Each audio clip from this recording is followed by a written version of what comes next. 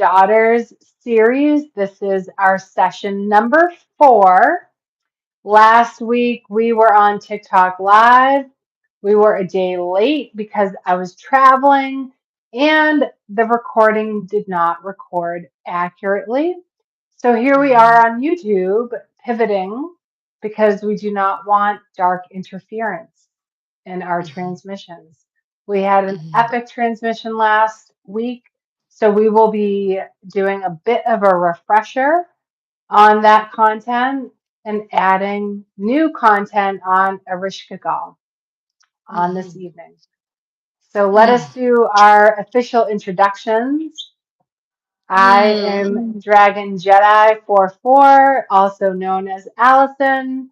I am And a sorceress, a dark mother, daughter, and a dragon lineage. Go ahead, Drasmin. welcome, Sister Allison, Dragon Jedi, Priestess, Warrior, Goddess. So glad to be here with you again. Yes, that transmission last week was so powerful, it broke shit sideways and in half. And so we have cleared the field, we have called in a grid, and let's all put in good energy that the replay here comes through clean and crisp for all of us. We are the Dark Mother Daughters, and this is a live, unscripted conversation exploring lineage, shadow, rage, embodied power, devotion, and the intelligence of the body. We're bringing in Innana again today, also known as Ishtar. I can't wait for what comes through this transmission because we already did the transmission live. And so I want to just share here real quick that this is not the first time this has happened to me. As I have grown in my power, there have been so many transmissions that I have recorded that just go poof, that get corrupted, something goes with the audio. And at first, I used to get really, really, really frustrated about it until I understood that in the quantum sphere, the bell had been rung. And so the transmission is not lost, it's simply in the subconscious.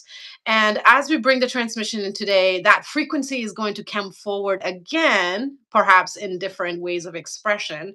And so nothing was missed out by any of us. So whew, let's drop in and witness what is present. We will alchemize in real time, speak openly, take questions, and then close with a grounding integration to support our nervous system. Whether you are here live, I see some people have joined us live. Welcome, welcome, welcome. Or you are catching the replay, allow yourself to land here fully and be in your body. Let us begin.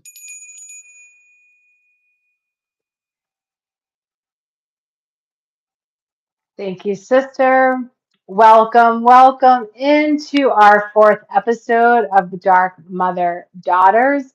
What does that mean to be a Dark Mother Daughter? We are referring to the Dark Mother goddesses, such as Lilith, such as Ishtar, who we're speaking of tonight, such as Ereshkigal, who we are speaking of tonight, being of the lineage of the dark feminine, the energy that withstands adversity, the energy that withstands the patriarchal corruption, and not only withstands it, but rises above it and rises more powerful than once was before.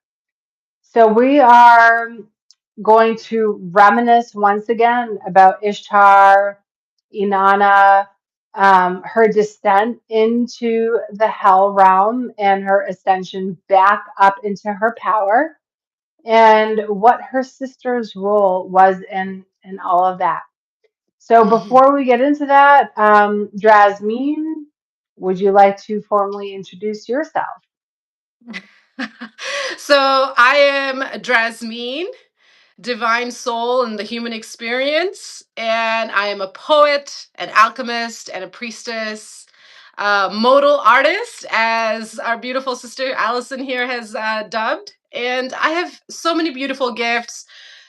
Go talk and explore more about me on my website. I really want to bring forward the mothers in, especially because we have two of them. And I feel like partially the sisters did not want to be separated. In the last transmission, I talked about my intuition that Inanna and Ereshkigal were not just sisters, they were twins. And so it makes sense that they might want to come through in this transmission together because they are mirrors Mhm. and they have parallel, same, different teachings to bring forward. And my experience started with Inanna. She came to me 4-ish years ago, a few months after the death of my brother's son, in strokes of orange and red. And no, I did not get the painting out of my bin. I was deep in the quantum for a few days, doing spiritual warfare around the interference that has been striving to come in. Nice try, guys. So my energy has been spent in quantum and then in recovery. So the art is on my website, but she came to me in strokes of orange and red, and it took a few months to fully receive the painting that came through. And what I started understanding through Inanna was like boundaries, taking up space without being apologetic, allowing the fullness, the vulnerability, the power and strength that comes through vulnerability to be seen and known as strength, especially during descent. And as we are bringing this transmission live, we're in the last few days of winter's season, the true winter season, not this Gregorian BS. And so we are truly in this like tail end of the descent, coming back into the light, feeling the medicine of Ereshkigal, which is endurance. And Inanna has continued to uh, strengthen in the feminine embodiment of shameless existence. And with that, I'll pass it on to you. Shameless existence. I love that so much because that's such a beautiful segue into what we are now experiencing in the macrocosm of the patriarchy trying to dig its heels into winning what it Mhm, cannot win. Because you mhm, cannot win by cheating, you cannot win mhm, by stealing, you mhm, cannot win with black magic, and you cannot mhm, win with illusion. mhm, So, what we're seeing right now is what the patriarchy dared to do, which was to bind and suppress and erase goddesses like Ishtar and Ereshkigal. Right? They tried to remove these goddesses completely to make way for their nefarious dark agenda as a corrupted patriarchy. mhm, And so, what we're seeing now is the return of the energy that was once burned at the stake, bound, hung at the tree, pressed with stone, put into these prisons or torture chambers that they put the witches in. And really, what they were doing was binding and suppressing this fierce, domineering, dominatrix energy of the divine feminine. mhm, And so Ishtar, Inanna, right, her softer version, Inanna, the goddess of love, the goddess of fertility, the goddess of creation, the goddess of sex, the goddess of pleasure, going into this descent into the realm of hell, the queen of heaven, right? Ishtar was the queen of heaven. She created the mhm, heavenly realms. She brought heaven, she brought pleasure wherever she went. For her to get Mhm. stripped down at every gate, 7 gates of hell she went through. At every gate, she stripped another power, another article of clothing, until her Mhm. own sister, her twin, hung her on a meat hook, right? Which is a symbol that is absolute symbolism of this surrender, of this persecution that the patriarchy did towards the divine feminine at the time. Now, Ereshkigal, a dark feminine who really ruled the underworld Mhm. and kept what we might call demons, right? Like unruly, dark, negatively oriented entities in their place. Ereshkigal was like their commander, their commander in chief. She told them where to go, where to sit, how to speak, when to speak. She told them exactly what they needed to do. She put them in their places. And I think that that is the energy that is necessary. It is required right now in order Mhm. for humanity to rise up and rebel against this oppressive regime that we're Mhm. dealing with. I think Mhm. it's a perfect time to bring her energy back into this realm and to truly resurrect her and honor her as a very integral aspect of the balance that once was and the Mhm. balance that we need to be restored. Mhm. Mhm. And I want to just highlight that Inanna's descent is voluntary. And that is so key because it is that piece of consent that is the difference between surrender and force. Mhm. Consent is key. And I feel like that's the core teaching that came through when Ishtar came to me was boundaries protect you. Mhm. Because up until that point, boundaries for me were getting the bullshit away from me. And she taught me that boundaries are protection. And through the claiming of our personal boundaries, borrowed ambition falls away and we are revealed unto ourselves our real authority. That's beautiful. And through the stripping away, we are stripped of roles, titles, identities, attachments, status, anything that we might perceive is important or even necessary for the expression of personal power. Mhm. And she really comes through, at least she did for me, Ishtar, during a time of deep grief. And grief is where her twin lives. Like it almost like I was so in the shadow. I was so in Ereshkigal's lab that Ishtar descended to rescue me out of that darkness.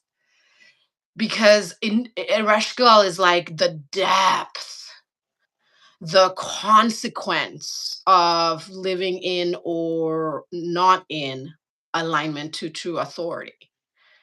And she will continue to pull us into her presence, into her radiance, so that we further anchor into our sovereign seat of power.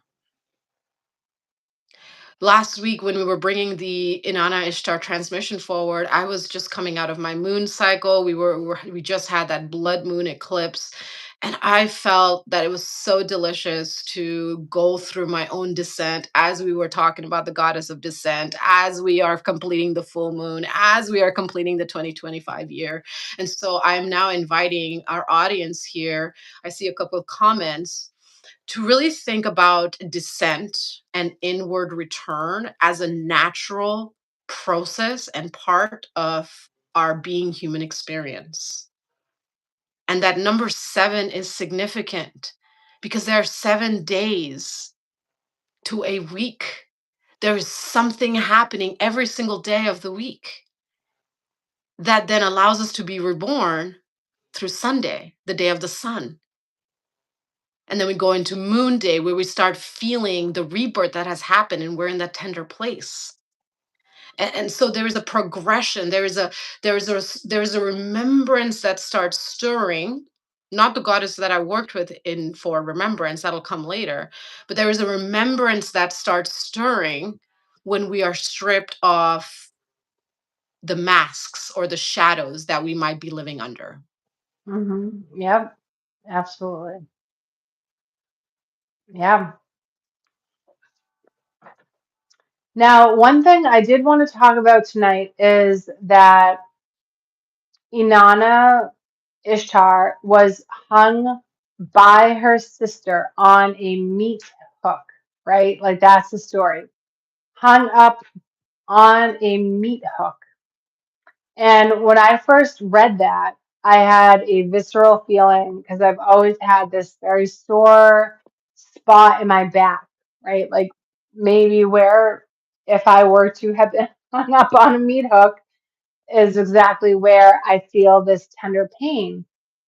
And I'm wondering if you can make sense to our listeners why Ereshkigal, Ishtar's sister, would hang her on a meat hook. Like, why would she Mm, partake in that process with her own sister? mm, Like, what is mm, the meaning there? What is the symbology there? What can we mm, learn from that? mm. I really love that you brought that forward because I feel that for me, what immediately came up was power meeting its shadow. Mm-hmm. Like what can give life can take life. Like we can choose to immolate ourselves in the fires of transformation. And it's that deeper teaching piece of that surrender. Like first we descend into the darkness and then we immolate ourselves in the fire of the purification. I do feel that there's a little bit of distortion here in exactly how that went down. That meat hook elements feels very masculine and a Mm-hmm. Yeah. dissonance with the feminine energy, even in her rage and grief and power, Mm-hmm. Mm-hmm. and it makes me think of a little bit of a side tangent here, but when they've done studies on suicides, women are more inclined to use poison, not guns. And so I don't find resonance with the meat hook, that actual tool being used, but I find resonance in the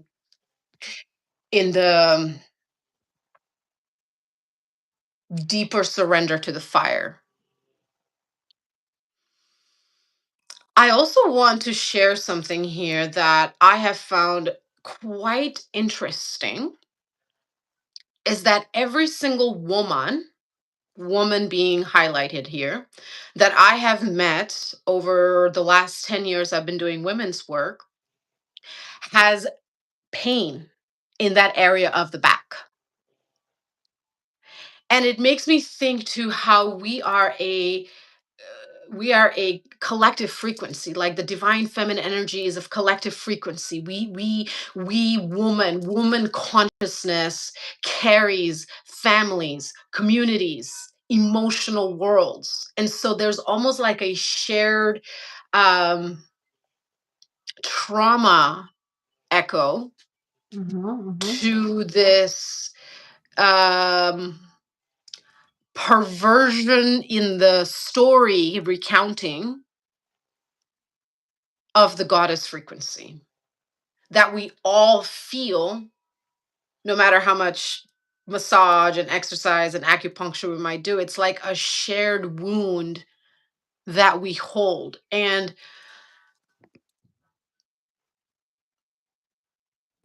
that also now starts taking me into like the pathways of self-forgiveness, and like that meat hook potentially being a symbol of representing how we self-sacrifice Mhm, mhm.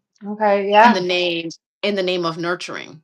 Mhm, mhm, mhm, So my intuition and my spidey senses are going multiple different threads. So I'll just stop at those three. Um, because that part I always found a bit like, hmm, what's your take on the meat hook? So my take on the meat hook, and I'll see if I can find the image that was sent to me by a friend. But this friend sent me an image he found in his detective work on the Masonic binding of the divine feminine. And what he found was an image of Ishtar hung up, like her shoulders were like hung up on this crescent moon, and her feet were crossing over, like you would see on the crucifix of Jesus, like his feet crossed. And she was basically crucified on Mm, this meat hook. mhm, And when I saw this, what was supposedly a statue, a marble carving, right, to be a replica, it looked very, very real to me. And I had a visceral, almost mm, like panic attack response. Like it was hard to breathe. I was on the floor. I had to ground myself. And I had this very visceral, emotional, physical response to it. And I had mhm, to inquire about that. Like why did I have that response? mhm, And the response was that visceral because the persecution of the divine feminine, even if it's through betrayal, right? Like mhm, Ereshkigal mhm, and Ishtar were sisters, and supposedly through the story, Ereshkigal hung up Ishtar on this meat hook. She betrayed her sister, and the patriarchy has done so much to sever the feminine mhm, bond, to sever the sisterhood, to create this betrayal among the sisterhood. So when my friend sent me the image of this marble statue, and I could feel the Masonic energy behind it, I could feel that like the Freemasons were 100% behind this, and it turns out that they were. He did further research, and he was like, "Yep, this was a Masonic temple. This was a Masonic um, altar. This and that." And it's like, what was their purpose there? What were they trying to accomplish? They were trying to accomplish the persecution, the destruction of that fierce, divine feminine energy that Ishtar had, and that mhm, was to stand up against what was wrong. mhm, The energy to stand up and say what you're doing is not moral, and to mhm, have a moral compass and to have that emotion behind her. mhm, And that's what was bound, and mhm, through the story of Rishkagal, I feel like there's a patriarchal influence there, mhm, you mhm. know, like Definitely. to I don't think that Ereshkigal really would have done anything to harm her own sister at that time. 100%. 100%. I feel like they used Ereshkigal as the scapegoat for what they actually did and Hmm. distorted the ending of that story, which is Hmm. why, like, the meat hook, I'm like, that doesn't land. But power meeting shadow, yeah, I can see how that can play out. Yeah. And I think that they had to put so much energy into these narratives. Like Mhm, they had to turn family members against family members to create Mhm. this narrative of persecution. Yes. Yes. Yes.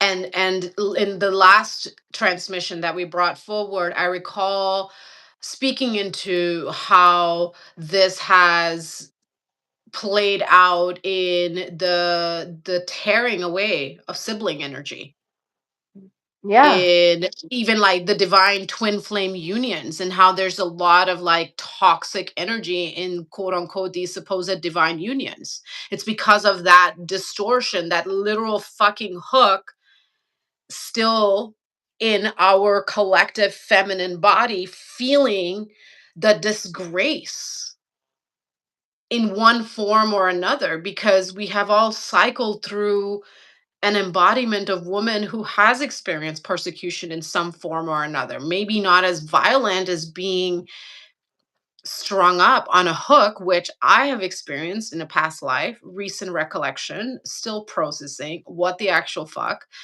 Um, so thank you for bringing that into the field. And if you find that picture, I would invite you to share it in the comments for our audience, and I'll pin it. Speaking of our audience, while you're gathering your next thoughts, I'm going to see who's here. Shauna says hi. Sonal says hi. And Yvette says hi. Look at all these powerful women coming into the space. Thank you for being here. Thank you for saying hi. Hello. Welcome, welcome. Yeah, that's Welcome, great. welcome. I love that. I love that.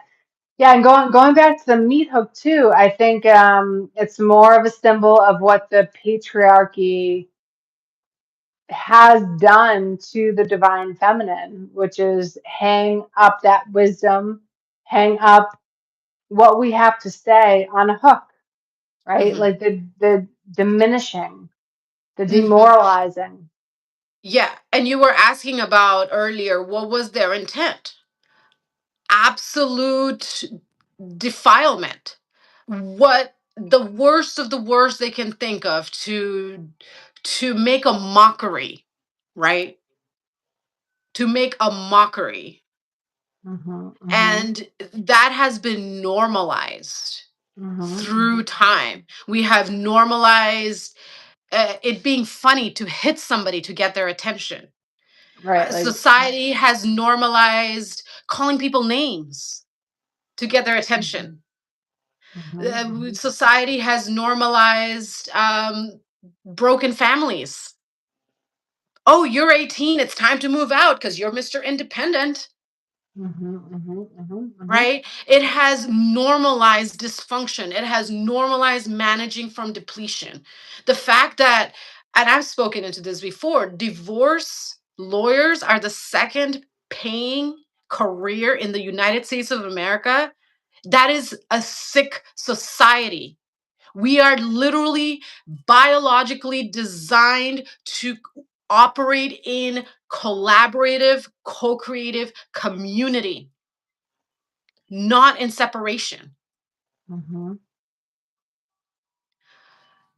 So, how much of our daily life experience is enduring for survival instead of love? That is a great question. And that's something I think as we are going through this awakening, as we're going through the evolution, and as we Mhm, are acknowledging the Dark Mother, right, and being the daughters of the Dark Mother, part of the Dark Mother evolution and the Dark Mother daughters evolution is rising above the adversity. So when the adversity mm, comes at us, we're not victims. We become mhm, stronger. Just as Ishtar became stronger through her mhm, descent, she mhm, had to strip herself and mhm, be powerless to become more powerful. mhm, We also have to do that. We also have to just strip down, mhm, deconstruct what we've been programmed to believe is important, What we've Mhm. been programmed to believe is power. We Mhm. have to deconstruct, we have to strip ourselves of that Mhm. to then rise up above this adversity that we're dealing with. Yes. Yes. Absolutely. And Ereshkigal lives in the underworld, right?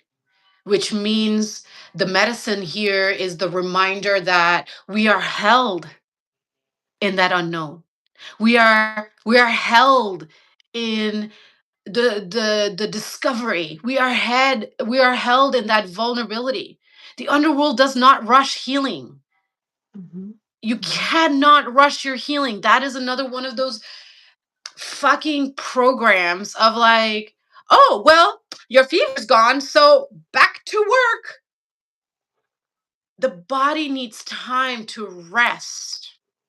I celebrated International Women's Day this year by taking a 7-hour nap, resting for the women before me who were not allowed to rest. I don't even know where that nap came from.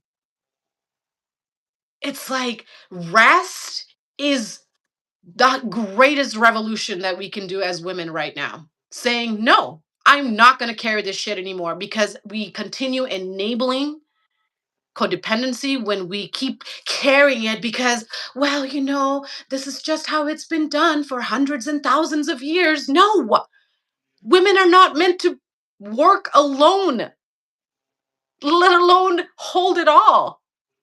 Right? Our first authority was matriarchy. Mhm. Mhm. And speaking of woman power, the very first recorded author, poet in this world was a priestess of Inanna Ishtar. She wrote hymns and songs to the goddess, carved them in stone.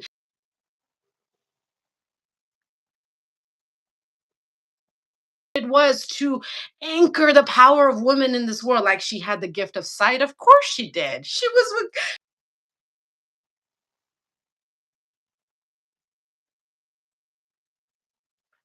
So the power of woman that has been attempted to be eradicated. Mhm. They couldn't Eradicated. distort the story of Inanna, but they got their little hook in there, ha ha ha ha, and attempted to distort Mhm. and keep the illusion of separation until now that we are here breaking the spell forward, not just once, but twice. So thanks, guys. Yeah, I love that. I love that. And you know what? Like the interference, right? Technological interference. I look at that now as just like it's an obstacle course. Like we are athletes on an obstacle course and we will figure our way out through that. It's not going to stop us. Yeah, It's not going to stop us. right.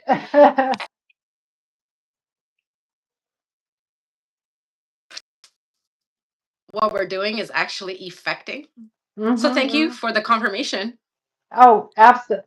Well, that's the other thing, right? So any of my TikToks that I put out there that get shadow banned, I look at that as confirmation. I'm like, oh, well, I am on to something. I am on to the truth. I'm speaking the truth.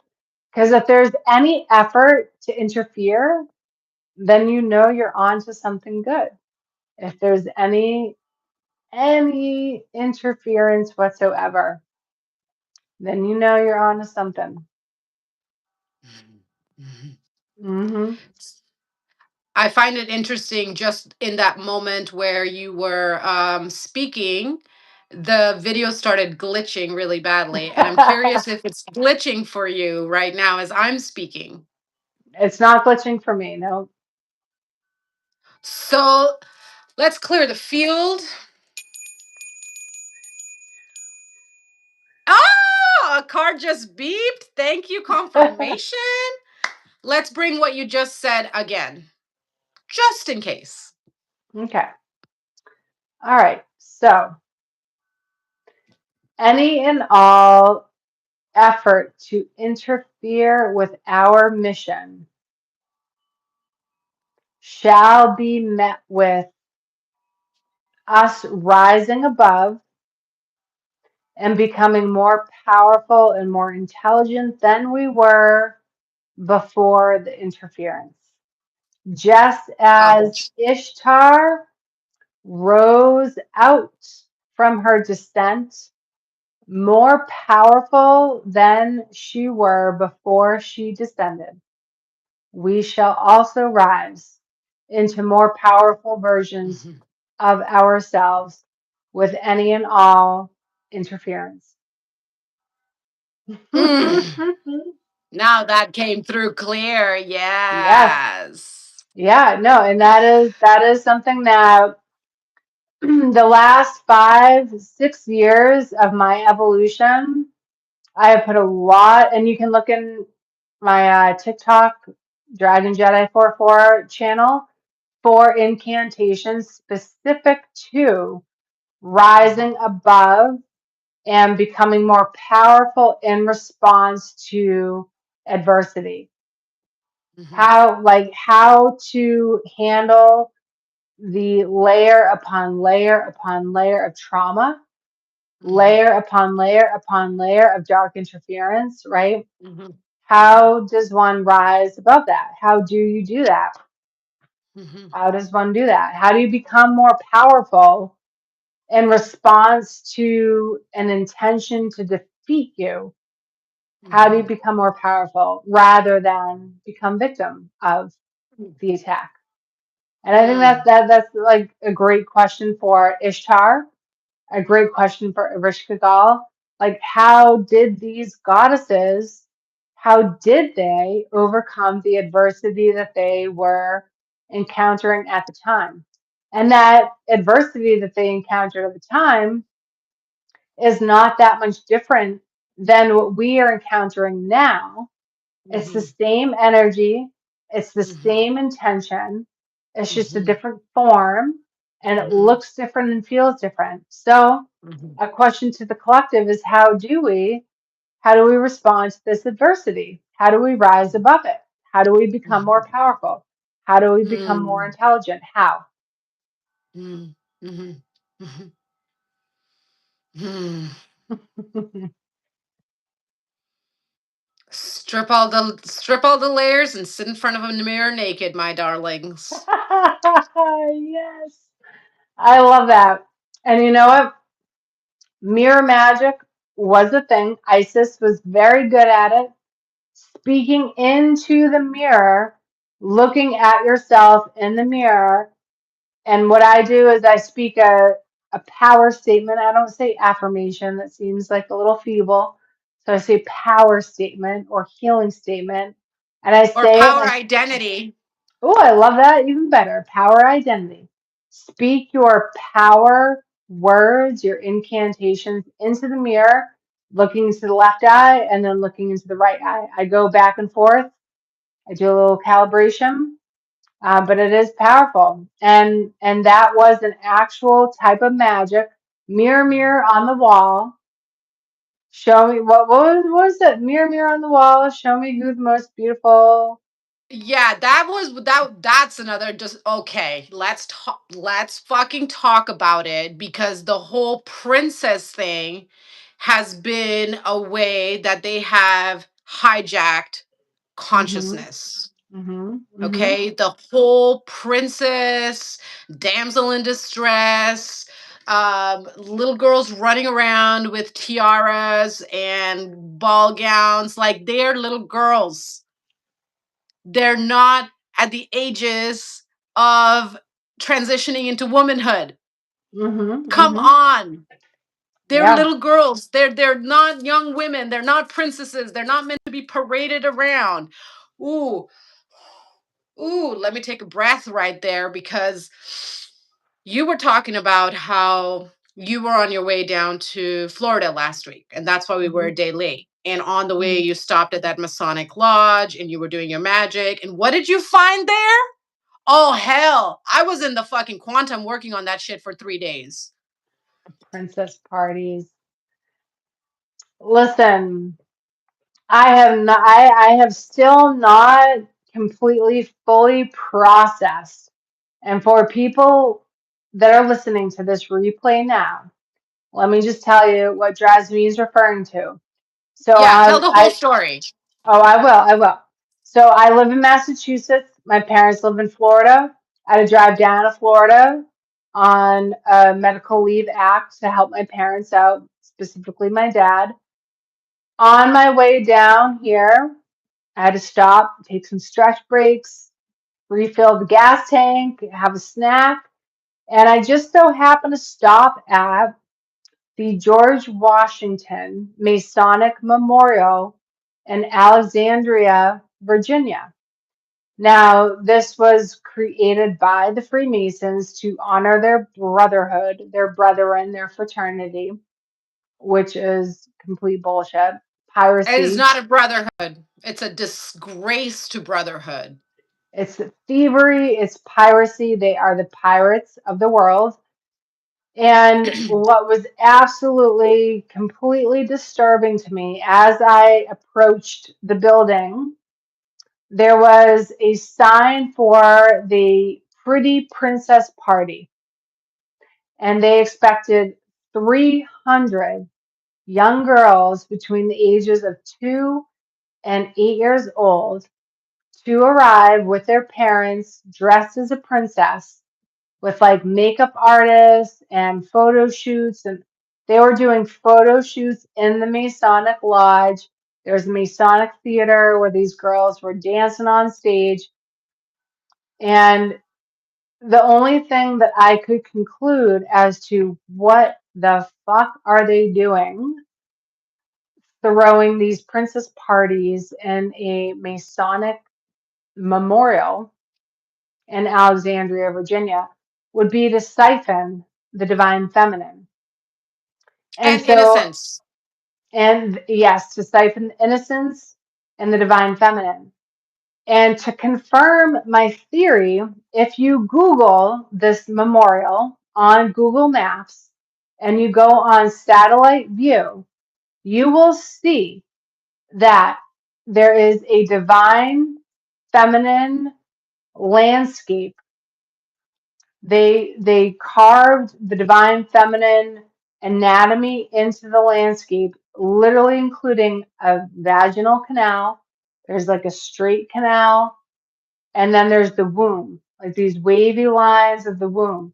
And what is in the uterus is the Masonic G with the square and compass.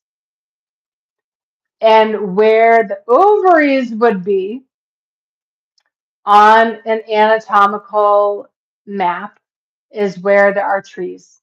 So there's like groves of trees where the ovaries would be. There's these wavy lines in the landscape where the womb would be. There's the Masonic G with the square and compass smack dab in the middle of the womb. And there's the canal in the landscaping. And so my assessment, my detective assessment while I was there is that 100% their intent is to bind and entrap the divine feminine energy, and how they are perpetuating that, because the word is perpetuate. It's being perpetuated by these pretty princess parties with these young Mhm. girls.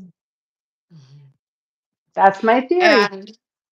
And absolutely, I am outspoken now about what I experienced as a child, and I talk about it in a chapter of my book Sensual Symphony, which is also available in my online market. And I talk about my 10 years of experience and witness to dark, perverted rituals, Mhm. and children as young as 2, 3 coming in. Most of the kids who walked into that room did not leave alive. So it wouldn't surprise me if some of those little girls go missing or are bought off. These people approach parents with young children all the time. They approached my family, my parents, with $250,000 when I was a toddler, 3 months young, in the airport, wanting to buy me for their sacrifices. and somehow they still got to me. But for some reason, I was the oldest in the room. I was in that room till I was 14. That is unheard of. They liked me for some reason. Well, it was my magic they liked, and they couldn't siphon because I am who I am. But I've seen this firsthand. And the way that they manipulate, the way they watch, the way they controlled me and my silence was through the threat of my brother's life. Well, my brother no longer lives. So there's literally nothing that they can use to keep me quiet anymore. Hence, I am able to speak my truth. And yet, there has been a lot of consequence because of the enforced silence that I have been in. I don't Mhm. have friends from childhood. I wasn't able to be honest with most of my partners, in my younger years. I Mhm. still have a lot of things that I don't share because A, what's the point? B, um, it's just my story. And it's in the past and I've made peace with it, but it's still happening, which is Mhm. why it's so important to look in the mirror and validate your fucking self. Like, if I Yeah. could give my younger self any advice, it's accept your truth, what you have gone through. It is not normal. It is not in accordance with divine law to be parading our children in makeup and costumes on social media. For all of the parents out there who think that's okay, who are in unawareness, give yourself grace and compassion, and please immediately delete anything and everything that has your child's face on social media needs to be removed. The child's consciousness is so um malleable for the first 7 years. I mean, you are a psychologist, Dr. Allison, so it's like the first 7 years, the child is just absorbing information, absorbing. And then they start to test boundaries and consequence through the ages of 7 and 15. They're developing like physiologically. The mind isn't even fully developed until your late 20s, assuming you've had a healthy upbringing, which most of us Mhm. have not. Mhm. Mhm. So, like, how much exposure there is to politics, to war, to famine, to destruction. Our nervous systems are not designed to be assaulted with that. But it is the distraction that has been used to keep us, the collective consciousness, in slavery, Mhm.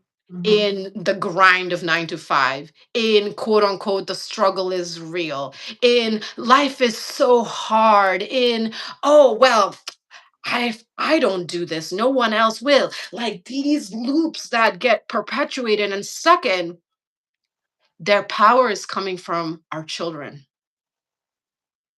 period. Mhm. Mhm. And I testify as a survivor and a witness to not just Masonic rituals, but rituals done in the name of Christ, in the name of the Catholic regime, in the name of I'm the adult. These are all perversions. Mhm. Mhm. Mhm. Mhm.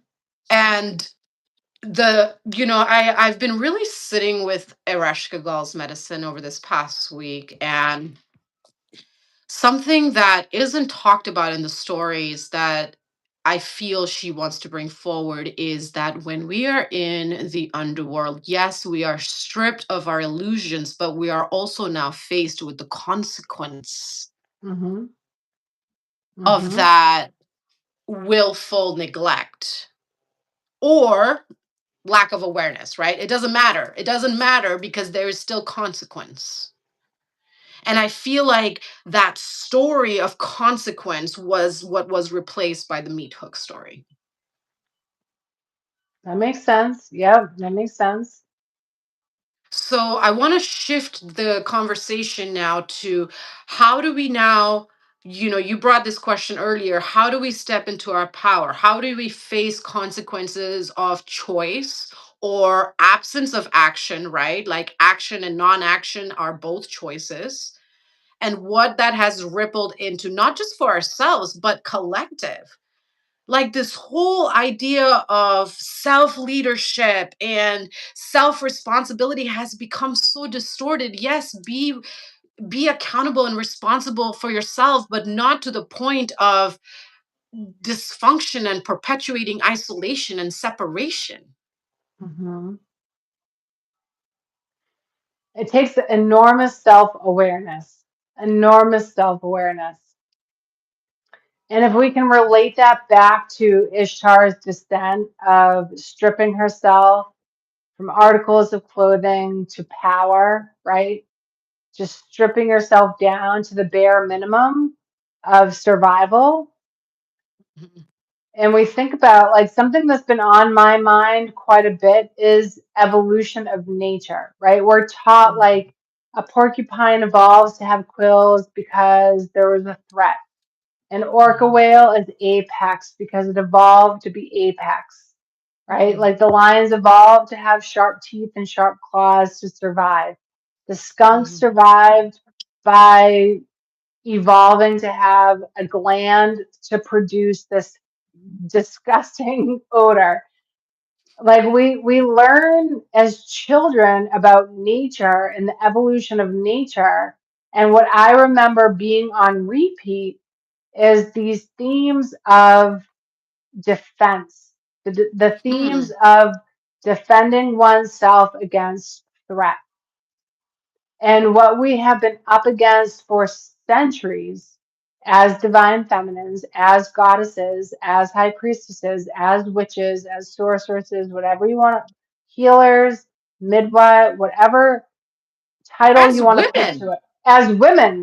As women, we have been under threat for centuries and centuries and centuries of time. And that Mhm. threat continues to morph, Mhm. whether they burn us at the stake or they hang us or they press us Mhm. with stone Mhm. or they bury us or they put us Mhm. in a sarcophagus or they put us in a mausoleum or they put us in a torture chamber or a Mhm. prison. Like it Mhm. goes on, or an insane asylum in the 1800s, Mhm. Mhm. or they put binding Genital spells on us. mutilation. It just goes on and on and on and on, Yeah. right? And Right? I just want to quickly put in here because this is coming to me right now is like they've managed to continue this because they have been taking the men away, the protectors. They have been distracting the men with war and production and protecting them instead of being home with their wives, with their Hmm. families. Hmm. Hmm. Hmm. They've removed protection, not only masculine protection for the feminine, but the feminine protection for the feminine, like Bastet and Sekhmet, which we've talked about, and Ereshkigal and Ishtar, like that divine feminine protection. They have Mhm. removed, they have bound, they have banished, they have erased, they have oppressed, they have suppressed, they have punished. And so, but what is the evolution of this going to be? Because what can't happen, if we look at nature, what can't happen is that we just lay in a puddle of our own tears and say, well, shit, we've been defeated. That's not gonna, that, you don't see that in nature. You don't see that in nature. You Mhm. see nature constantly evolving to survive. That Mhm. is what evolution is. It is Mhm. changing your physical vessel. It is creating defense mechanisms. It is becoming strategic. And it is figuring out how the fuck to take your enemy, your opponent, and grab them by the balls and throw them upside down and hang them up, hang them up by the hook.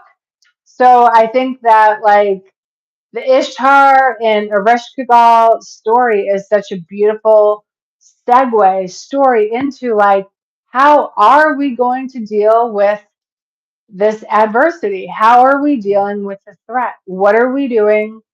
What are we doing to evolve ourselves to become more intelligent, more astute, more aware, and more equipped to handle the threat? Because the threat has not gone away.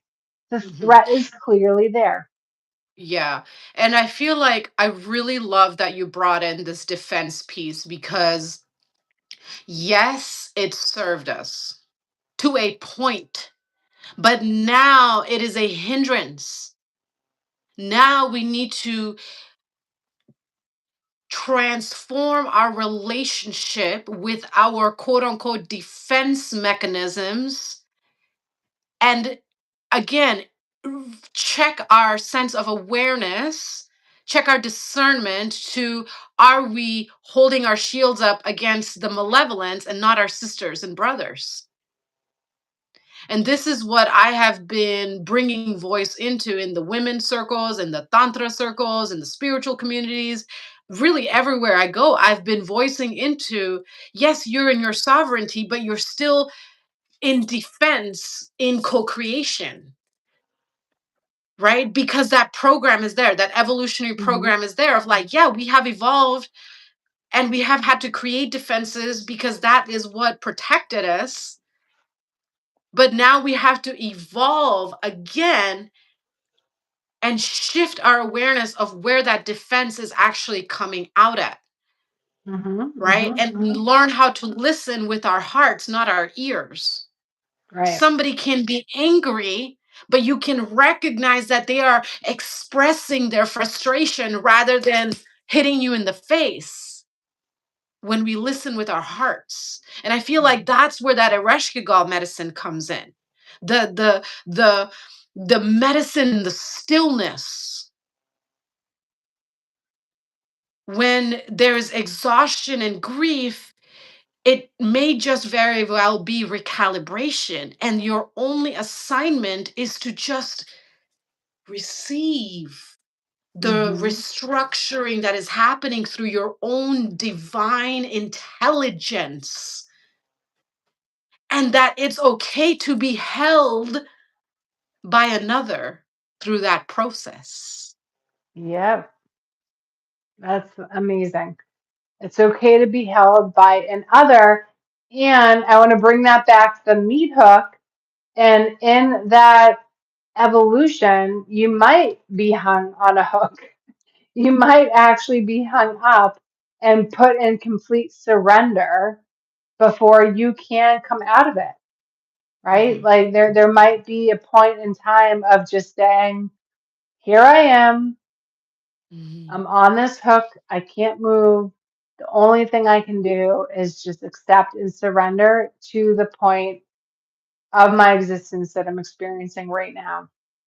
And trust And in my sister to nourish me when I'm in this vulnerable place.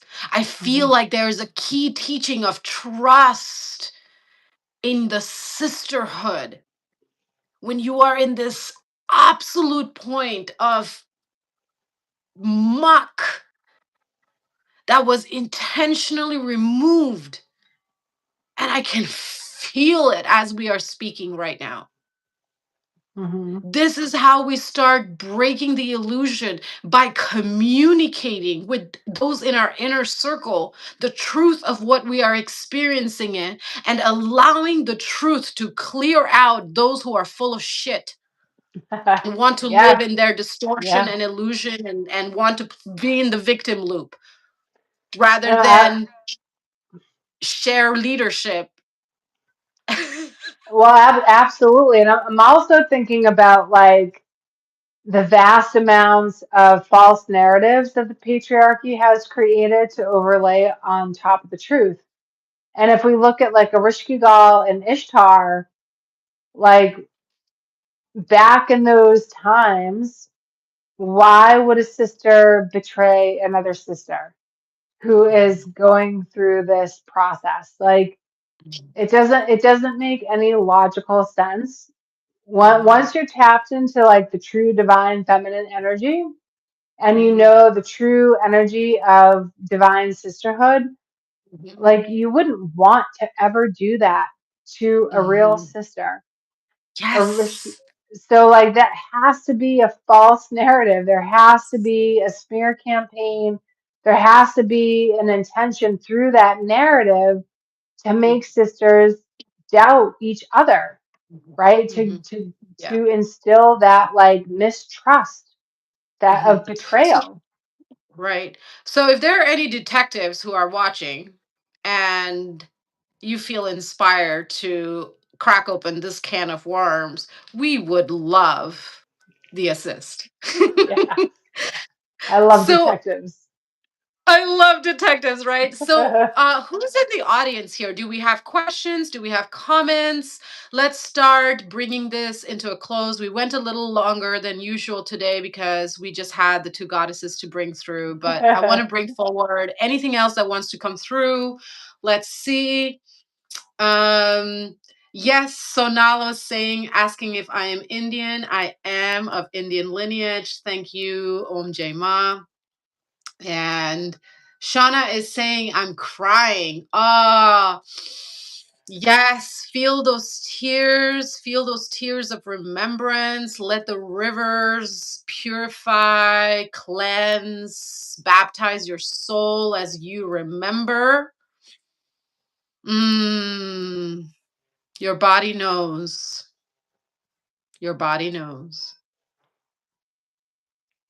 Mhm, mhm, mhm. Oh, and you sent me a sweet little gift. Thank you for the little uh, tech gift. These are so strange to me. The like technology today is so bizarre to me. I'm like, oh my gosh. For how evolved we are as a species, I feel like technology has just taken 10 steps backward, but Oh, different technology is, conversation. yeah, that's a whole other conversation for another day. I swear. They say that it's advanced. It's like I want to bang my head against the wall. It's not advanced. We used to have telepathic, like third eye communication abilities with like not just technology and crystals and other humans, but literally animals. So Yes. this is not advanced, people. It's not advanced at all. It's- I think our cave ancestors with their hieroglyphics had better communication skills than most humans I know. Literally, for real, for real. No, I when people say advanced, I'm like, that's such bullshit. We are like archaic. We are Yeah, not doing they're we're like, yeah, they say I am very, very, very, very smart. I'm like, really? How many varies do you need to qualify your not. intelligence? Oh, that's great. That's great.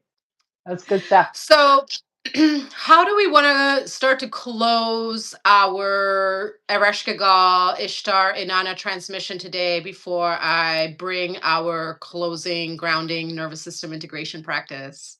Okay, okay. Let me tap into Ishtar and Ereshkigal and see if there is any type of incantation or transmission that wants to come forward for them.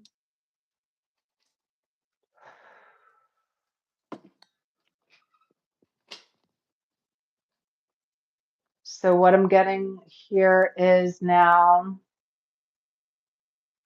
let us be clear as sisters. The sisterhood does not betray.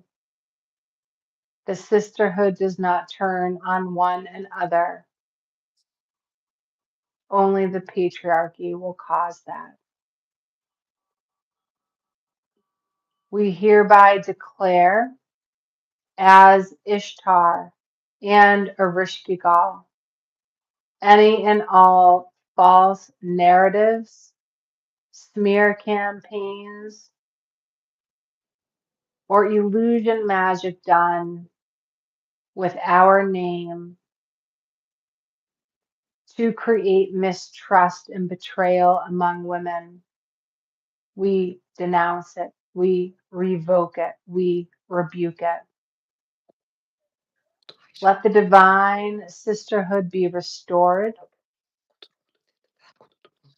Let the wounds from the meat hook where you have been hung up be truly healed. And let us remember our divine sisterhood and how we are truly there for one another on any and all levels when necessary. We will not allow the patriarchy to interfere with their corruption and their perversion. We will face this adversity with becoming more powerful, more intelligent, and more epic than we have ever been, ever known until this time now. So mote it be.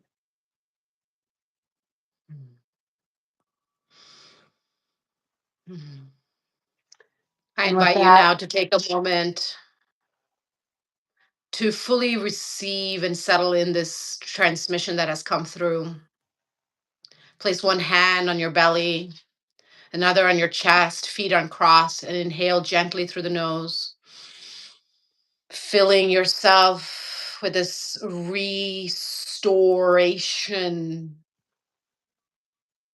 And exhale, let it all go. Inhale one more time, feel it, fill with it. And as you exhale, fill the room with it. Again, inhale, receive the breath of life, the trees bringing you oxygen, the trees whose roots are holding hands, like the sisterhood holding hands in the quantum. And exhale, feel yourself held as you surrender. In this next breath, add some movement, shake off anything residual, anything that feels unsteady.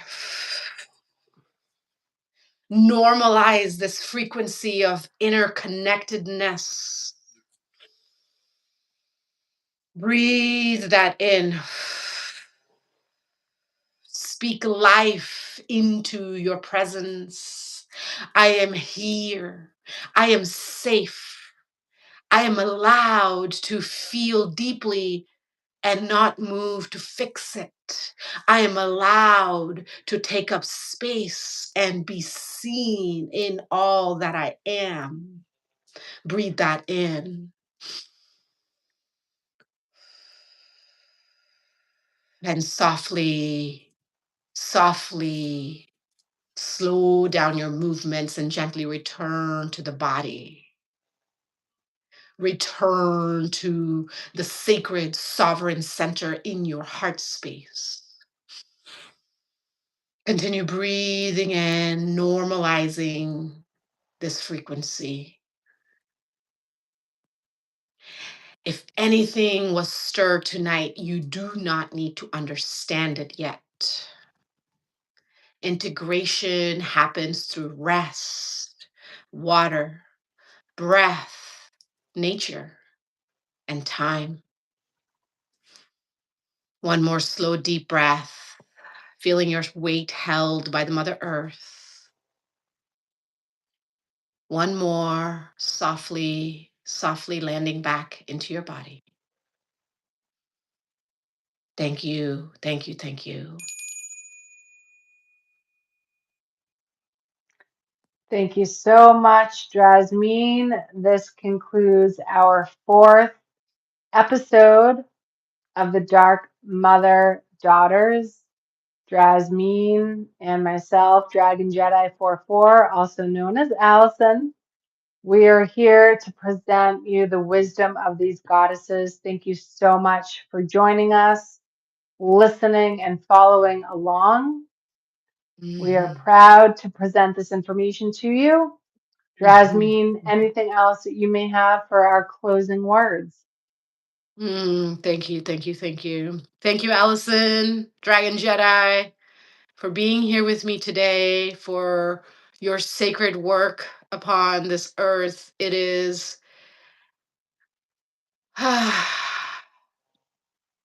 so nice to be in solidarity with a powerful woman who knows how to hold power with.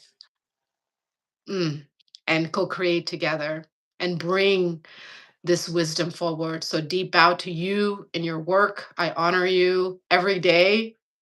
Thank you for being in my life. Thank you, beloved ones who joined us today, whether you were here live, the beautiful sisters who dropped in, left some comments and some gifts. Thank you for your presence live. Or if you are catching the replay, thank you for weaving your energy into this space. Know that this conversation meets you exactly when you're meant to receive it. As we close tonight, remember this: you do not need to carry everything alone. In fact, you're not meant to. And you do not need to resolve what was opened.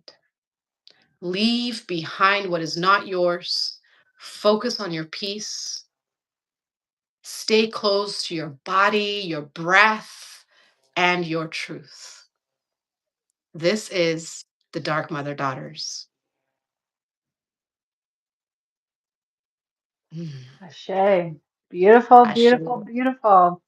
I just love how we flow together, Drasmin. You are epic. You are wonderful. I love your wisdom. I love your offerings.